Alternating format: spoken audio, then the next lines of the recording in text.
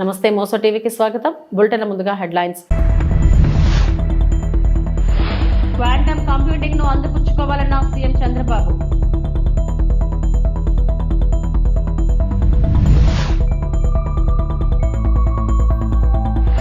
అమరావతిని అధునాతన సాంకేతిక కేంద్రంగా మారుస్తాం మంత్రి నారా లోకేష్.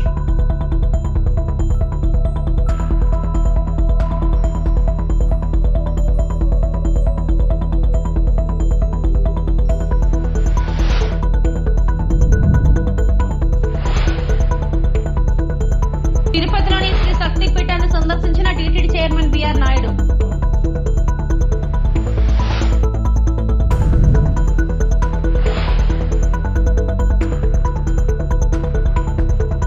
అమరావతిలో ఏర్పాటు చేసే క్వాంటమ్ కంప్యూటింగ్ వ్యాలీపై సీఎం చంద్రబాబు అధ్యక్షతన విజయవాడలో నేషనల్ వర్క్ షాప్ ను నిర్వహించారు. ఈ వర్క్ షాప్ లో ప్రముఖ ఐటీ బహుళజాతి కంపెనీల ప్రతినిధులు పాల్గొన్నారు. సీఎం చంద్రబాబు మాట్లాడారు. We thought to promote quantum computing. Then I thought to invite some of important people who will do this job.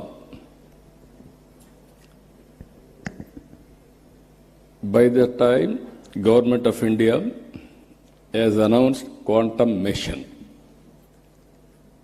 here is a man, Mr. Kamakoti. Once any idea will come on his mind, he won't leave.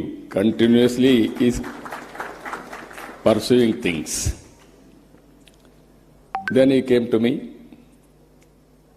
sir, it is a important momentum for all of us. We have to push quantum computing. How to do it? We have to work it out. Then immediately I contacted Government of India, Secretary Abhayji, and then Minister. They also agreed in principle. Then how to move further, I had a discussion with some of our major players. One Mr. Venkat from IBM. He is also very responsible at that time. Immediately responded, yes sir, we are in full swing. But ultimately, Government of India has to accept, and also other players has to come forward. Then we created an ecosystem, TCS, IBM, and L&T. All three people made it a reality. I really appreciate these three players who joined together, and Government of India and Government of Andhra Pradesh are fully supporting them. Friends, you are all aware. So many aspirations and ambitions our people have expressed today. I am remembering my olden days, that is late 90s. At that time, Bill Gates innovated internet. Because of that innovation, world has become a global village. That was the beginning. I am following, as Mr. Lokesh has rightly mentioned, I started working for IT when he was 7th class. But I applied information technology in 1983-84, just he was born at that time. Amaravati అనేక IT సంస్థలు వస్తున్నాయని మంత్రి నారా లోకేష్ అన్నారు. విజయవాడలో quantum computing వ్యాలీపై నిర్వహించిన national work shop లో ఆయన మాట్లాడారు. అధునాతన సాంకేతిక కేంద్రంగా అమరావతిని మారుస్తామన్నారు. క్వాంటమ్ టెక్నాలజీపై మరింత దృష్టి పెడుతున్నామని చెప్పారు. అమరావతికి రావాలని స్టార్టప్ సంస్థలను ఆహ్వానిస్తున్నట్టు చెప్పారు. Amravati Quantum Workshop 2025. Today marks more than just a confluence of India's brightest quantum minds. Today marks a turning point, a moment when Mr. Naidu signals to the world that he is ready to lead the next technological revolution. Honestly, I find myself very lucky to see his second chapter of Technology Revolution. When he started his first chapter, I was in 7th class, like quite a few of the ministers now. And we really didn't understand what he's trying to achieve in IT. But it takes a visionary to see the future, distill it, execute it. And once again, while young ministers are in their 40s, we're witnessing the next technological revolution under the leadership of the Honorable Chief Minister, Mr. Chandrababu Naidu ji. You know, we are here to ignite a bold vision to transform Amravati into South Asia's first quantum valley, a thriving ecosystem where ideas become innovations and innovations become industries. This is not a one-day event. This is a dawn of a national movement with Andhra Pradesh as its epicenter. We are investing in a full-stack quantum capability from qubit architecture to cryoelectronics, from algorithm development to global quantum standards.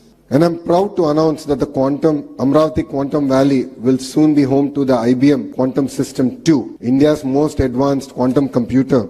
India's most advanced quantum computer with 156 qubits. Asia's first quantum standards testbed in collaboration with NPL, IEEE, CDAC and AWS. A thriving quantum tech startup ecosystem with anchor support from IBM, TCS, HCL, Tech Mahindra and many more. Our mission is grounded in the strategic foresight backed by the National Quantum Mission announced by our Honorable Prime Minister Narendra Modi ji and enriched by global partnerships. We are collaborating with leading academic powerhouses like IIT Madras, IISc, Purdue University and University of Tokyo. Industry leaders such as Microsoft, LTI Mindtree, QNU Labs and others to co-develop frontier applications in quantum cybersecurity. Precision sensing for defense, healthcare and aerospace, quantum chips and cryoelectronics, quantum AI for pharma, climate and supply chain resilience. KCR క్షమించిన yellow మీడియాకు మేము వదిలిపెట్టమని మాజీ మంత్రి MLA Jagadish Reddy అన్నారు. నిన్న మహా news channel మీద జరిగింది దాడి కాదు, నిరసన మాత్రమే అని ఇంకో 2-3 ఉన్నాయి. వాటి పని కూడా చేస్తాం. మా దాడి వేరే విధంగా ఉంటుంది. ఏ పోలీసులు కూడా మమ్మల్ని కాపాడలేరు అని, మీ బలుపు ఏంది, మీ అహంకారం ఏంది అని అన్నారు. ఎవరిని చూసుకొని మీకు ఈ బలుపు అని, కానీ దాడి మొదలు పెట్టామని మాత్రం అనుకోకండి అని. ఎక్కడ ఉంటున్నారు, ఎక్కడ బ్రతుకుతున్నారు, ఎవరి తిండి తింటున్నారు, మా సహనానికి కూడా పరీక్ష అయిపోయిందని కొందరు ఇక్కడ మీడియా హౌస్ల పేరిట వ్యక్తిత్వం హననం చేయడానికి స్లాటర్ హౌస్లు నడుపుతున్నారని, మేము మీడియా మా ఇష్టం వచ్చినట్లు రాస్తామంటే ఎవడు ఊరుకుంటాడు అని కేసీఆర్ ఆంధ్ర నుంచి తెలంగాణను విడదీశాడు అనే కోపంతోనే ఈ దాడులు జరుగుతున్నాయి. సంవత్సర కాలంగా మీ చెంచగాళ్లు ప్రభుత్వాన్ని పాలిస్తున్నారు. ఆ స్లాటర్ హౌస్లను వదిలిపెట్టాం అని అన్నారు. ఎవరి గురించి మాట్లాడుతున్నారు? తన ప్రాణాన్ని అడ్డం పెట్టి తెలంగాణ సాధించిన కేసీఆర్ గురించి మాట్లాడతారా మీరు? ఏమనుకుంటున్నారు? మీ బల్పులేంది, మీ అహంకారాలేంది? కేవలం ఇది తెలంగాణని ఆంధ్ర నుంచి విడదీసిండు అన్న కక్షతోని సంవత్సరాల కాలంగా మీ చెంచగాన్లు వచ్చి ఇక్కడ ప్రభుత్వంలో ఒకరిద్దరు నీచులు ప్రభుత్వాన్ని ఏలుతున్నారు. మా బాబు చెంచాలు, మా చెంచాలు అనుకుని విర్రవీగుతున్నారు. ఆ స్లాటర్ హౌస్ని వదిలిపెట్టాం ఎట్టి పరిస్థితుల్లో. నేను మళ్ళీ చెప్తున్నా, నిన్న జరిగింది దాడి కాదు, నిరసన మాత్రమే. దాడి మాది ఇంకో తీరుగా ఉంటుంది. నిజమే, కేసీఆర్కు క్షమాగుణం ఎక్కువ. 25 ఏళ్లుగా కేసీఆర్ నీడలో ఉన్నవాడిగా, కేసీఆర్ ఆలోచనలను క్షణక్షణం అనుక్షణం అమలు చేసిన వాడిగా నేను చెప్తున్నా, కేసీఆర్ క్షమించినా మేము వదిలిపెట్టాం. తెలంగాణ వాదులుగా మేము వదిలిపెట్టాం ఎవరిని కూడా. పోలీసులు వాస్తవానికి న్యాయస్థానాల వైపు తీసుకుపోకపోతే నేరస్తుల్ని మాకు బాగా తెలుసు. తెలంగాణ ప్రజలకి ఎవరికి ఎప్పుడు ఎట్లా శిక్ష చేయాలనో మాకు బాగా తెలుసు. మీ ఇష్టం వచ్చినట్టు, మా చేతిలో ఒక ఆయుధం ఉంది, మేము వాడతాం. ఎవడికి లేవు ఆయుధాలు? చాలా మంది చేతుల్లో చాలా ఆయుధాలు ఉన్నాయి, వాడతారు, తప్పకుండా వాడతారు సందర్భం వచ్చినప్పుడు. నేను మళ్ళీ డిమాండ్ చేస్తున్నా, మహా న్యూస్ యాజమాన్యం మీరు చేసిన దుర్మార్గం అంతా ఇంత కాదు. కేసీఆర్ పైన కేటీఆర్ పైన మీరు చేసిన దాడి ఒక హేయమైన, యువతలో ఉన్నది మనుషులే కదా, లక్షలాది కోట్లాది మంది ప్రజల హృదయాల్లో స్థానం సంపాదించుకున్న నాయకుడి గురించి కదా మీరు మాట్లాడుతుంది. మాకు రావా, మాకు తెలియదా, మా త్యాగాలు చేసిన చరిత్ర మాకు లేదా? మళ్ళా కొంతమంది త్యాగాలు చేస్తాం, ఏమవుతుంది? ఉంటారా? ఏ బలుపుతోని, ఏ అహంకారంతోని, ఎవరిని చూసుకొని ఈ ప్రేలాపన? ఒక్కొక్క అక్షరం రాసే ముందు ఎంత జాగ్రత్తగా ఉండాలి, ఒక పదం మాట్లాడే ముందు ఎంత జాగ్రత్తగా ఉండాలి. ఇప్పుడు నేను మాట్లాడిన ప్రతి అక్షరం పూర్తి కాన్షియస్తోనే మాట్లాడుతున్నా. సంవత్సరం ఓపిక బట్టి కేసీఆర్ మీద కేటీఆర్ మీద మీరు నిన్న మొన్న చేస్తున్నది ఏంది? నీది మీడియానా? నీది మీడియా హౌస్ కాదు, స్లాటర్ హౌస్. ఇంకా 2-3 కూడా ఉన్నాయి దాంతోపాటు స్లాటర్ హౌస్. చెప్తాం, తప్పకుండా అందరి సంగతి చెప్తాం, ఎవరిని వదిలిపెట్టాం, ఎంతవరకైనా చూస్తాం. మేము ఇదే పద్ధతి కొనసాగిస్తామని కనుక మీరు అహంకారంతో పోతే మా పద్ధతులు మాకు కూడా ఉన్నాయి. తప్పకుండా ఈ స్లాటర్ హౌస్లో పనిపడతాం, ఎట్లా ప్రజలతో శిక్ష పెంచాలో వేయిస్తాం. యువతకి ఉద్యోగాల గురించి అడిగితే శోభనం రోజే పిల్లలు పుట్టేస్తారా అంటూ టీడీపీ వాళ్ళు వెటకారం చేస్తూ ట్వీట్ చేశారు. మరి నేను మంత్రిగా ఉన్నప్పుడు పెట్టుబడుల గురించి మాట్లాడుతూ చెప్పింది ఇదే కదా, కోడి గుడ్డు పెడతది గాని కోడిని పెట్టదు కదా అన్నాను. దానికే గుడ్డు అమర్నాథ్ అంటూ పిలిచారు. మరి ఈ రోజు నుంచి మనం శోభనం నారా లోకేష్ అని పిలవాలి కదా. నేను గుడ్డు కథ చెప్తే తప్పు, నువ్వు శోభనం కథ చెప్తే తప్పు కాదా అని గుడివాడ అమర్నాథ్ మాజీ మంత్రి అనకాపల్లి జిల్లా పార్టీ అధ్యక్షులు ధ్వజమెత్తారు. చంద్రబాబు నాయుడు చివరికి చెప్పింది ఏంటంటే, నిన్న ఈ సంవత్సర కాలంలో 10 లక్షల కోట్ల రూపాయలు పెట్టుబడులు వస్తే 8 లక్షల మందికి ఉపాధి కల్పించేస్తామని చెప్తున్నాడు నిన్న. ఈరోజు ఈ లెక్కలన్నీ తీసి చూసి నిన్న పత్రికా సమావేశం అయితే పత్రికా సమావేశంలో అడిగా, మీరు అన్నీ వచ్చేస్తాయి అన్నారు కదా, ఇప్పటి వరకు ఉద్యోగాలు ఇవ్వలేదు కదా, ఎవరికి ఉద్యోగాలు ఇవ్వకుండా అప్పుడే వచ్చేస్తాయని ఎలా చెప్తున్నారు? తెలుగుదేశం పార్టీ నాయకులు, ముఖ్యమంత్రి, ఆయన కొడుకు అందరూ ఎలా చెప్తున్నారంటే, తెలుగుదేశం పార్టీ నుంచి ఒక కౌంటర్ ఇచ్చారు. ఆ కౌంటర్ ఏమని ఇచ్చారు? పెళ్ళి అయిపోద్ది, శోభనం అయిద్ది, శోభనం రోజు పిల్లలు పుట్టేస్తారా అని అడిగాడు. ఎవడు శోభనం రోజు పిల్లలు పుట్టేస్తారా అని అడిగాడు. మరి నేను మంత్రిగా ఉన్నప్పుడు కూడా అదే అడిగాను కదా. ఏమడిగాను? నన్ను ఒక పత్రికా సమావేశం అవుతున్నప్పుడు ఎక్కడో బయట కార్యక్రమంకి వెళ్తే నన్ను అడిగారు, సార్ ఇన్ని లక్షల కోట్లు అన్నారు కదా, 13 లక్షల కోట్ల రూపాయలు పెట్టుబడులు అన్నారు కదా, ఎప్పుడు వస్తాయంటే కోడి గుడ్డు పెడుతుంది కానీ కోడిని పెట్టదు కదా అన్నా. మరి నేను చెప్పింది తప్పు ఉందా? అప్పటి నుంచి నన్ను గుడ్డు అమర్నాథ్ అని పిల్లడం మొదలుపెట్టారు. మరి ఈ రోజు నుంచి నేను శోభనం లోకేష్ అని మనం కూడా పిలవాలి కదా.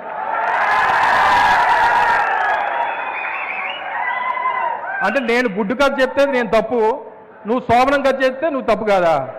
ఈ రోజు నుంచి నువ్వు శోభనం పెళ్ళికొట్టు లోకేష్ అని పిలుస్తావు. నేను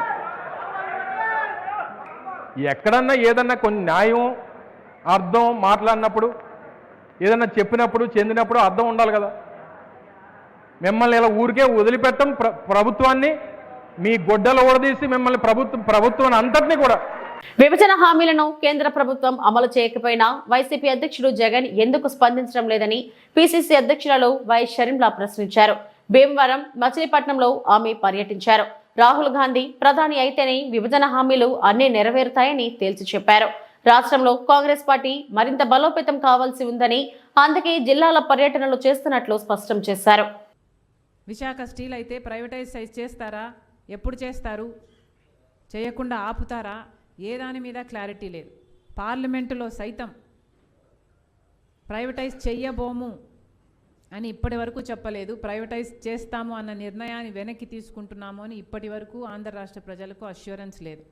అలాగే విభజన హామీలలో ఏ ఒక్కదానికి కూడా, కడపలో స్టీల్ ఫ్యాక్టరీ కూడా నిజానికి సేల్ ఆధ్వర్యంలో గవర్నమెంట్ పరంగా దీన్ని పూర్తి చేయాల్సి ఉంటే ఇప్పటికీ కూడా దాన్ని జిందాల్కో ఇంకోరికో కట్టబెట్టే ప్రయత్నం చేస్తున్నారు.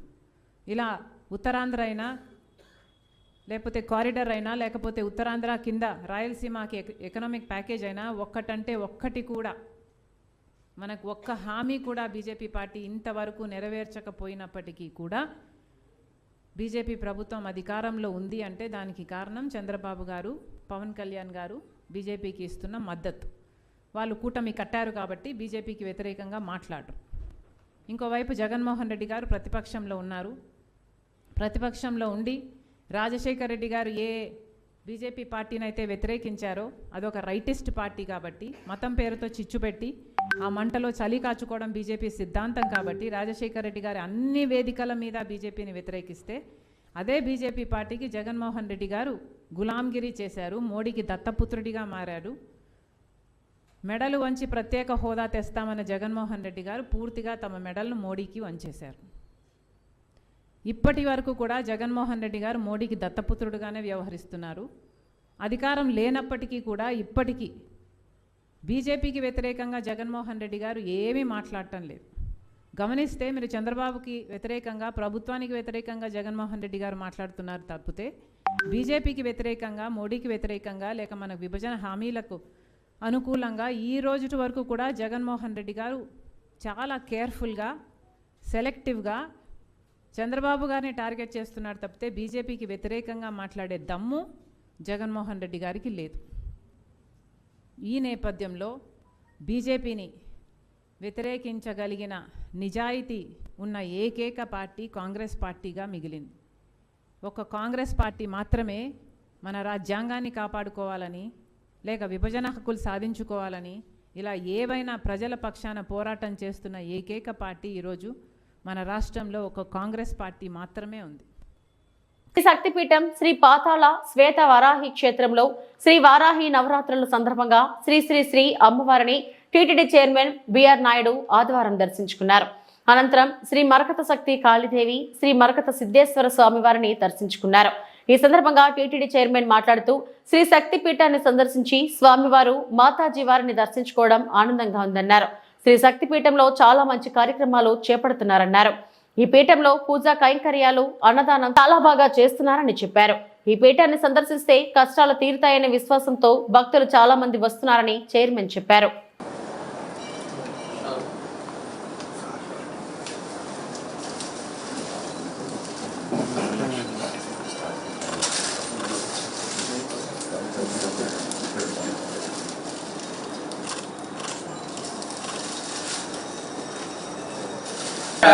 दैवदन्नः श्री श्रीनिवासः परदैवदन्नः श्री श्रीनिवासः परमं धनं नः श्री श्रीनिवासः कुलदैवदन्नः श्री श्रीनिवासः परमागतिर्नः रोचमानो रोचनो रोचमानः सोमनः सोममानः कल्याणः शतमानं भवति शतायुः पुरुषस्तदेन्द्रिय आयुष्येवेन्द्रिये प्रतिष्ठते.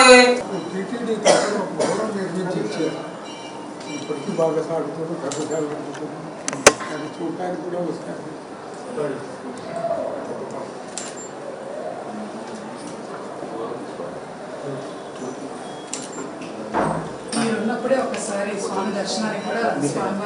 ఓం నమో వెంకటేశాయ. ఈరోజు ఈ పీఠానికి రావటం ఆనందం కలిగించింది. గత 2 సంవత్సరాల కిందే స్వామీజీ వాళ్ళు శిష్య బృందం వచ్చి నన్ను రమ్మన్నారు, కానీ వీళ్ళు కుదరలేక రాలేకపోయాను. ఎంత బ్రహ్మాండమైనటువంటి ఈ ఆహ్లాదకరమైనటువంటి వాతావరణంలో ఇది చాలా బ్రహ్మాండంగా ఈ పీఠంలో చాలా మంచి మంచి కార్యక్రమాలు జరుగుతున్నాయి. స్వామీజీ, అదేవిధంగా మాతాజీ వీళ్ళందరూ కూడా క్లుప్తంగా నాకు వివరించారు. నేను కూడా అన్నాను, తిరుమల తిరుపతి దేవస్థానం నుంచి మీకు ఏం కావాలంటే అది బోర్డులో చర్చించి అవన్నీ నిర్ణయాలు తీసుకొని దీన్ని డెవలప్ చేద్దామని చెప్పాను. అదేవిధంగా కూడా చేస్తాం కూడా. ఈ చిన్న చిన్న సమస్యలు ఉంటాయి, ఈ సమస్యలన్నీ కూడా అధిగమించి స్వామివారికి ఎలాంటి ఇబ్బందులు కలగకుండా, ఈ పీఠానికి ఎలాంటి ఇబ్బందులు కలగకుండా మేము చేస్తాము. కాకపోతే భక్తులు చాలామంది వస్తున్నారు. ఇక్కడ అన్నదాన కార్యక్రమం అయితే ఏమైంది, పూజా కార్యక్రమం అయితే ఉంది. అదేవిధంగా ఇక్కడికి వచ్చి భక్తులు మొక్కుంటే ఆ సమస్యలన్నీ తీరుతున్నాయని చెప్పేటువంటి ప్రధానమైనటువంటి అంశం అది. దాని మూలనే ఇక్కడ భక్తులు విపరీతంగా వస్తున్నారు. నిజంగా కూడా చాలా ఈ పీఠాది నిర్వాహకులు ఏవైతే ఉన్నారో వాళ్ళందరికీ పేరు పేరున ధన్యవాదాలు తెలియజేసుకుంటున్నాను. ఓం నమో. సుగవ్యాసి వ్యాఖ్యలపై తీవ్ర అభ్యంతరం వ్యక్తం చేసిన రాజంపేట తెలుగు తమ్ముళ్ళు, తెలుగుదేశం పార్టీని విమర్శించే హక్కు నైతికంగా సుగవాసికి లేదు.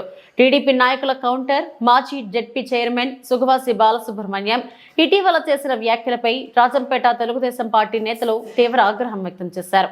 పార్టీకి అన్యాయం చేసి స్వార్థ రాజకీయాలు నడిపిన వ్యక్తి ఇప్పుడు పార్టీని విమర్శించడం తగదని వారు హితవు పలికారు. చింతకాయలపల్లి గ్రామంలో జరిగిన సమావేశంలో టీడీపీ మండల అధ్యక్షులు దగ్గుబాటి సుబ్రహ్మణ్యం నాయుడు మాట్లాడుతూ 164 మంది ఎమ్మెల్యేలు అవినీతి పరులని ఆరోపించడం సమంజసం కాదు. ప్రజలు ఎవరు అవినీతి పరులన్నది ఇటీవల జరిగిన ఎన్నికల్లో స్పష్టమైంది.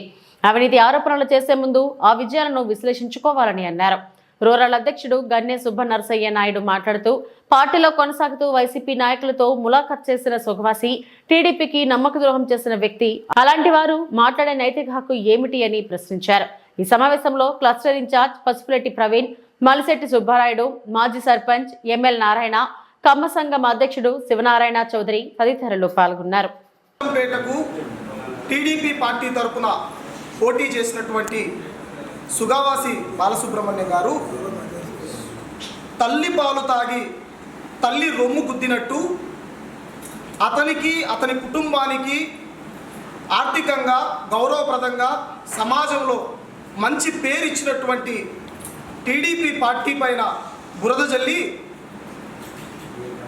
వైసీపీ పార్టీలోకి పోయి టీడీపీ ప్రభుత్వం అవినీతి చేస్తుంది, పార్టీ లైన్లో కానీ ప్రభుత్వ లైన్లో కానీ అవినీతి జరుగుతుంది, ఇవన్నీ చూసి ఓర్వలేక నేను వైసీపీ పార్టీలోకి వస్తున్నానని చెప్పి కొంతమంది వ్యక్తులను ఎవరైతే అవినీతికి బ్రాండ్ అంబాసిడర్స్గా వ్యవహరిస్తున్నటువంటి sand mafia, liquor mafia, mining మాఫియాకు అగ్రగణ్యులైనటువంటి వ్యక్తులను పక్కన కూర్చొని టీడీపీ పార్టీ మీద బురద జల్లుతున్నారు. ఆ వ్యక్తికి నేను ఒక టీడీపీ పార్టీ కార్యకర్తగా, మైనారిటీ కార్యకర్తగా నేను కొన్ని క్వశ్చన్స్ అడగాలనుకుంటున్నాను. అయ్యా, నీ పక్కన కూర్చున్నటువంటి వ్యక్తులు లిక్కర్ స్కామ్లలో బహిరంగంగా దొరికినటువంటి వ్యక్తులు కాదా? నీ పక్కన కూర్చున్నటువంటి వ్యక్తులు గతంలో మంత్రులుగా వ్యవహరించి మైనింగ్లో పెద్ద ఎత్తున అక్రమాలు చేసినటువంటి వ్యక్తులు కాదా? నీ చుట్టూరు అవినీతి అక్రమాలు చేసినటువంటి వ్యక్తులను పెట్టుకొని టీడీపీ పార్టీ అవినీతి చేస్తుందంటున్నారు. అంటే నిన్ను పక్క నియోజకవర్గం నుంచి తీసుకొని వచ్చి బలిజలకు ప్రాధాన్యం ఇవ్వాలి, బలిజలను గౌరవించి ఇక్కడ రాజంపేట టికెట్ ఇస్తే నువ్వు గెలవలేక, నీకు చేతగాక వైసీపీ పార్టీ వ్యక్తులతో కుమ్మక్కయ్యి కావాలని ఓడిపోయి ఈరోజు పార్టీ మారి కన్నతల్లి లాంటి పార్టీని ఈరోజు మీరు విమర్శిస్తున్నారు. నేను ఒకటే అడగాలనుకుంటున్నారు సుగవాసి బాలసుబ్రహ్మణ్యం గారికి, మీరు గెలిచిన తర్వాత 100 రోజుల్లోనే అవినీతి ఉంది, అందుకోసమే బయటకు వస్తున్నానంటున్నారు. కుటుంబంలో ఎంతమంది బిడ్డలుంటే అంతమంది బిడ్డలకు తల్లికి వందనం శాచ్యురేషన్ పద్ధతిలో ఇస్తుంటే అది అవినీతా? ఉద్యోగ ఉపాధి అవకాశాలు కల్పించడానికి ₹1 పరిశ్రమల దగ్గర నుంచి డబ్బులు తీసుకోకుండా రాష్ట్ర యువత కోసం పరిశ్రమలు తీసుకొని వస్తుంటే అవినీతి అని చెప్పేసి మాట్లాడతావా? మెగా డిఎస్సి మీద మొదటి సంతకం చేసి ఉద్యోగాలు భర్తీ చేస్తుంటే అది అవినీతి అంటారా? మీకు చేతగాక ఓడిపోయి వెనకల వైసీపీ పార్టీతో కుమ్మక్కయ్యి ఈ ప్రాంతంలో, రాజంపేట ప్రాంతంలో ఉన్నటువంటి కార్యకర్తలను, టీడీపీ నాయకులను నిండా మోసం చేసి ముంచి మీరు పక్క పార్టీలోకి వెళ్ళిపోయారు. ఇక్కడ బలిజలకు అన్యాయం జరుగుతుందని అంటున్నారు. ఏ రకంగా అన్యాయం జరిగిందో మీరు బహిరంగ చర్చకు రావాలి. కాణిపాకం వినాయకుడి మీద ప్రమాణం వేస్తాము, మీరు రండి, 164 మంది ఎమ్మెల్యేలు రండి, ప్రమాణం చేయండి అని చెప్పేసి మీరు అంటున్నారు కదా. 164 మంది గెలిచినటువంటి టీడీపీ ఎమ్మెల్యేలు ప్రమాణం అవసరం లేదు. మీరు స్వర్గీయులైనటువంటి మీ తండ్రి మీద ప్రమాణం వేసి చెప్పండి, మీకు టీడీపీ పార్టీ అన్యాయం చేసిందా? ఎక్కడ అవినీతి మీ దగ్గర డబ్బులు తీసుకొని మీకు సీట్ ఇచ్చిందా? ఇవన్నీ మాట్లాడకుండా ఏదో బురద చల్లాలని చెప్పేసి మీకు చేతకాక మాత్రమే ఇలాంటి మాటలు మాట్లాడుతున్నారు. ఇక్కడ ఎవరు కార్యకర్తలు జీర్ణించుకునే పరిస్థితి లేదు. మీకై మీరు చేసుకున్నటువంటి ఏదైతే పార్టీ మారారో అదే మీ యొక్క రాజకీయ జీవితానికి పులి స్టాప్ పడిపోయింది. భవిష్యత్తులో కూడా మీ కుటుంబానికి కానీ మీకు కానీ వైసీపీ పార్టీలో కూడా మీరు పోయినటువంటి వైసీపీ పార్టీలో కూడా మీకు స్థానం ఉండదు. మీరు రాజకీయంగా 0 అయిపోయారని చెప్పేసి తెలియజేస్తున్నాను. Team we for you foundation ఆధ్వర్యంలో సేవా కార్యక్రమం. సికింద్రాబాద్ లో 300 కాపుకుల విద్యార్థులకు ఉచిత నోట్ బుక్స్ పంపిణీ. ఈ కార్యక్రమాన్ని ఫౌండేషన్ చైర్మన్ సుంకరి భానుమతి, ప్రధాన కార్యదర్శి సుంకరి రామ్ ఆధ్వర్యంలో ఏర్పాటు చేశారు. ఈ కార్యక్రమానికి ముఖ్య అతిథులుగా 300 కాపు మాజీ అధ్యక్షులు గుంపా చంద్రమోహన్, సికింద్రాబాద్ సంఘం అధ్యక్షులు లింగశెట్టి హనుమంతరావులు పాల్గొని 100 మంది విద్యార్థులకు నోట్ బుక్స్ అందజేశారు. కార్యక్రమంలో మాడ ప్రమోద్, ఘర్ష మోహన్, సిరిగిరి పవన్ తదితరులు హాజరయ్యారు. మన రీసెంట్ గా లాస్ట్ టైం మన బుక్స్ వచ్చినప్పుడు కేసీఆర్కి వాణి అని బౌద్ధనగర్ ఉంటుంది. అది ఫాదర్ కొడుకు చనిపోతే కోడలు వెళ్ళిపోయింది. 9 మంది ఫ్రెండ్స్ ఉన్నది. ఫీజు కట్టక ఇబ్బంది ఉంటే అన్న 500 మంత్లీ వేస్తుంది. మంత్లీ 500 పోస్ట్ ఆఫీస్ వేస్తుంది అన్న. అంటే మొన్న లాస్ట్ 2 months నుంచి స్టార్ట్ అయిపోయింది మన బౌద్ధనగర్ వాసి. ప్లస్ ఇంకోటి నెక్స్ట్ వీక్ మనం ఇక్కడ లయన్స్ క్లబ్ సాధారణ హాస్పిటల్ తరఫు నుంచి ఐ క్యాంప్ పెడుతున్నాం. ఇక్కడ ఐ క్యాంప్ లో దానికి 5,000 రూపాయలు కడితేనే వాళ్ళు వచ్చి ఐ క్యాంప్ ఫ్రీ క్యాంప్ పెడతారు. 5,000 రూపాయలు కూడా అన్ననే కట్టేసింది. పెద్దమ్మ కట్టిండు. మన సంఘం తరఫు నుంచి ఇంకా సంఘం నుంచి ఆయనకు ప్రత్యేక ధన్యవాదాలు చెప్తున్నాం. మరొకసారి ఇవి ఇప్పటివరకు నా బులెటిన్ అప్డేట్స్. నమస్తే.